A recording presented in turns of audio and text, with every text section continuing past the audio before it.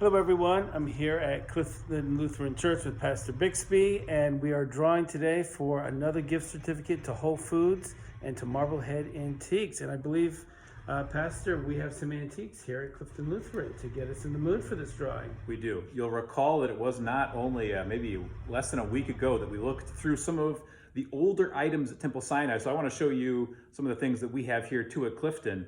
Ours aren't in like a nice display case the same way yours are. Instead, we're kind of have them in a storage area that I guess more for preservation's sake than anything else. You'll see why in a second. So come on in here. Why don't we start with some of the fun and frivolous stuff, our cookbooks. So we've got cookbooks in here from 1962 and going all the way back. Again, we have these sealed up. We've done a couple different cookbooks over the ages, and it's kind of fun to see the publications and things that we've had. That's one of the things we keep. We kept, like, this is our old guest register from, man, this is years ago. This is from the early 2000s, and it goes all the way back. I think we've got a couple in there that are from the 60s. So amazing, the kind of things that are there. We have an old bell. I don't know what the history behind that is at all. This is one of the things that I find really amusing, is that these were some of the first members of the church, some of the founding members of the church, and we have their placards and their death date, 1991, and it says, "Your promise gives me life." Here in this closet, this is difficult to read. It's difficult to read because it's in reverse. Why is it in reverse? Well, because this is actually a stamp, and this stamp is news and notes from the heart of Clifton.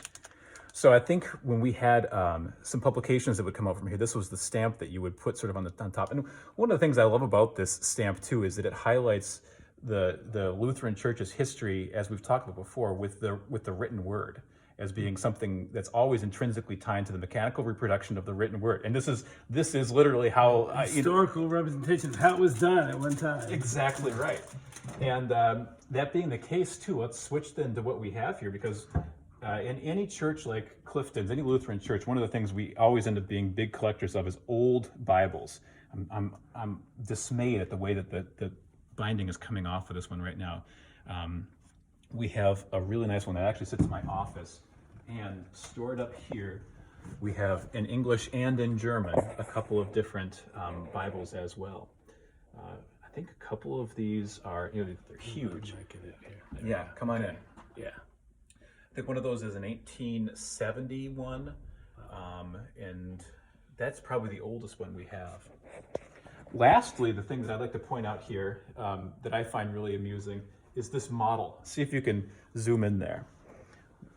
We have a model that was built a long, long time ago. This was actually built before the construction of the building that we're in right now, of the church, as it would be. And I want to emphasize again, would be, because a keen observer will note that our church has a different footprint from what that church has there.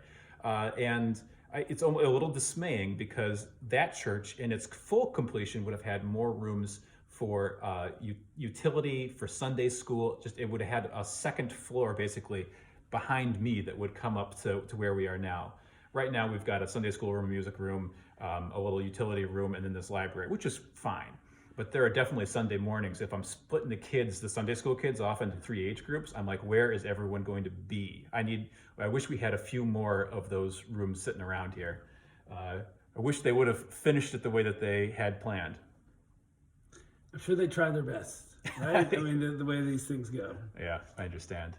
But anyway, welcome to a few of the things that we have that are a little bit older around here. And if you win today, you can have a little perusal, not of our stuff, but of other things, that are people have saved treasures, and go to Marblehead Antiques and get a chance to see if there's something that might be a part of your permanent collection at home.